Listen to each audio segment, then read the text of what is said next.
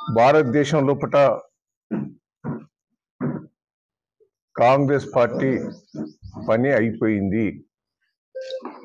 మొన్న ఢిల్లీ ఎన్నికలు ఇవాళ రిజల్ట్ రావటం జరిగింది,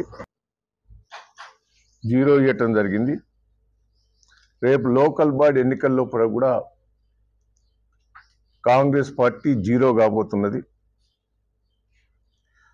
అంటే తెలంగాణలో కాంగ్రెస్ పార్టీ ఎన్నో హామీలు ఇచ్చింది, ప్రజలను మోసం చేసింది. కర్ణాటకలో అట్లనే ప్రజలకు హామీలు ఇచ్చి మోసం చేసింది. కాంగ్రెస్ పార్టీ కర్ణాటకలో మోసం చేసింది, ఇప్పుడు ప్రజలు చీకొట్టే పరిస్థితి వచ్చింది. అదే తీరుగా తెలంగాణ రాష్ట్రంలో కూడా మోసం చేసి ఓట్లు వేసుకున్నారు, ఇప్పుడు చీకొట్టే పరిస్థితి వచ్చింది. రేపు లోకల్ బాడీ ఎన్నికల లోపట 0 కాబోతున్నది.